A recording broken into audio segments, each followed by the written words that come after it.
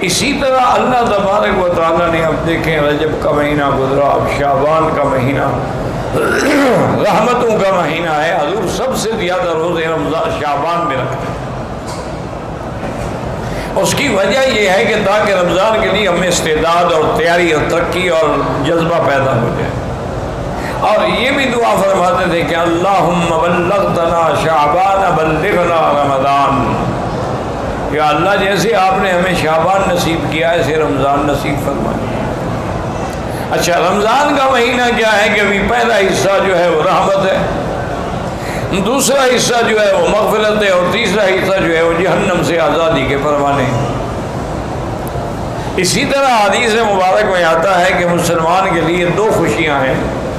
ایک جب وہ افطار کرتا ہے تو خوشی ہوتی ہے کہ سارا دن کا پیاسا ہے، بھوکا ہے، اب اللہ کی نعمت سامنے، اور ایک اس دن خوشی ہوگی جس دن اللہ تبارک و تعالیٰ کا دیدار کرے گا۔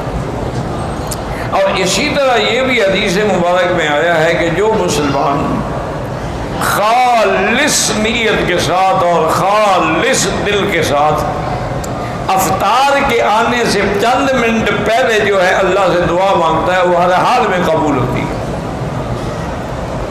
اس لیے انسان جو ہے کبھی کھجوروں پہ لٹائے اور کبھی اس کو ضائع نہ کرے، افطار سے 10-15 منٹ پہلے دعائیں شروع کر دیں۔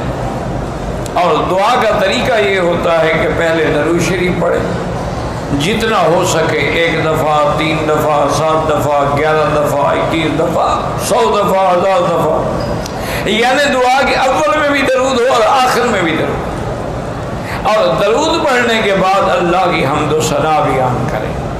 جیسے کہ اور نہ آئے تو سورۃ فاتحہ پڑھ لی، اس سے بڑی دعا اور اس سے بڑی حمد و ثنا کیا ہوتی ہے۔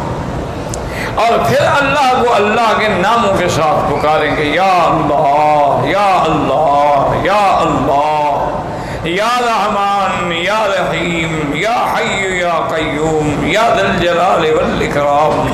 اللہ کے ناموں کے ساتھ پکاریں اور اس کے بعد وہ دعائیں جو حضور نے بتائیں یا پھر اپنی زبان میں جو مرضی آئے اللہ سے مانگیں، لیکن کسی کی انسان کی بربادی اور ہلاکت کی دعا نہ مانگیں، اور کسی رشتہ داروں کو لڑانے کی اور قطع رحم کی دعا نہ مانگیں، اور کسی حرام کو ملنے کی دعا نہ مانگیں۔ اور تو وہ دعائیں جو ہے ہر حال میں اللہ تبارک و تعالیٰ قبول فرماتے ہیں۔ اس لیے حدیث مبارک میں آتا ہے میرے محبوب نے، محبوب دو عالم صلی اللہ علیہ وسلم نے فرمایا کہ دعا کبھی خالی نہیں جاتی۔ یا تو جو آدمی مانگ رہا ہے کہ یا اللہ مجھے حج نصیب فرما دے، حج نصیب ہو گیا، یا دعا مانگ رہا ہے لیکن وہ تو چیز نہیں ملی لیکن مصیبت آ رہی تھی، اللہ نے اس کو دفع کر دیا۔ اور تیسری صورت یہ ہوتی ہے کہ اس کی دعا کو قیامت کے لیے لکھ دیا جاتا ہے، ذخیرہ بنا دیا جاتا ہے، اس کا بدلہ اس کو قیامت میں ملے گا۔ تو جب قیامت میں دعاؤں کا بدلہ ملے گا وہ کہے گا یا اللہ کاش میری دنیا میں کوئی دعا بھی منظور نہ ہوتی، آج ہی سارے مجھے بدلے مل جاتے۔ تو یاد رکھیں کہ دعا جو ہے وہ کبھی خالی نہیں جاتی، صرف شرط یہ ہے کہ مانگنے والا ہو، شرط یہ ہے کہ اخلاص ہو، شرط یہ ہے کہ تڑپ ہو، شرط یہ ہے کہ درد دل سے دعا مانگے۔ جو دعا دل سے نکلتی ہے نا یاد رکھیں وہ اثر رکھتی ہے۔ اور اسی طرح حضور نے منع فرمایا ہے کہ ان قلب اللہ، کہ اگر زبان پر تو دعا مانگ رہے یا اللہ نصیب فرما، عمرہ نصیب فرما، رمضان نصیب فرما، مدینہ پاک، لیکن دل غافل ہے، دل کسی اور طرف لگا ہوا ہے۔ کیا معنی؟ بر زبان تسبیح و در دل گاہ خر، کہ زبان پر تو تسبیح ہے لا الہ الا اللہ، اور خیال یہ ہے کہ پتہ نہیں میرا گدھا جو ہے اس کو کسی نے پانی پلایا ہے نہیں پلایا۔ تو اب زبان کے اندر تو تسبیح ہے اور دل کے اندر کھوتا اور گدھا کھڑا ہوا ہے، تو دعا کہاں منظور ہوگی؟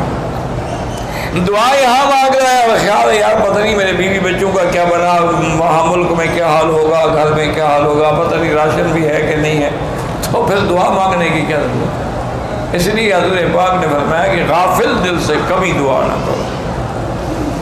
اور علماء نے اور اولیاء اللہ نے لکھا ہے کہ جب دعا دعا مانگو اور دل لگتا جائے دعا میں کہ بالکل زبان پہ دعا ہے، آنکھوں میں آنسو ہیں، دل میں رقت ہے، بدن میں خوف ہے، بدن پہ لرزہ طاری ہو رہا ہے، سمجھو کہ رحمت کی گھڑی آ گئی ہے، اور مانگو اور مانگو اور مانگو، اور دعا مانگ رہے ہو دل نہیں لگ رہا، بس کر دو۔ ایسا نہ ہو کبھی نافرمانی کی وجہ سے کہ اچھا مانگتے مجھ سے اور دیکھتے ادھر ہو۔ اب دیکھیں نا مثال کے طور پر آپ کسی بادشاہ کے سامنے یا گورنر کے سامنے یا حاکم کے سامنے کھڑے ہو کے بات کریں، بات اس سے کریں اور دیکھیں اس طرف، تو وہ کہے گا یہ کون ہے بے وقوف، نکالو اس کو مجلس سے، بات مجھ سے کر رہا ہے اور دیکھ ادھر رہا ہے۔ تو آپ مانگیں تو اللہ سے اور نظر ادھر ہو اور دل ادھر ہو اور خیالات ادھر ہو، بس دعا کیسے منظور؟ وہ دعائیں اس لیے منظور نہیں ہوتی ہیں کہ ان کے اندر اخلاص نہیں ہوتا، ان کے اندر وہ اطمینان اور یقین نہیں ہوتا۔ ورنہ جب اللہ کا حکم ہے کہ مجھ سے مانگو تو اللہ کا فرمان سے زیادہ سچا فرمان کس کا ہے؟ اللہ نے فرمایا مجھ سے مانگو میں تمہیں دوں گا۔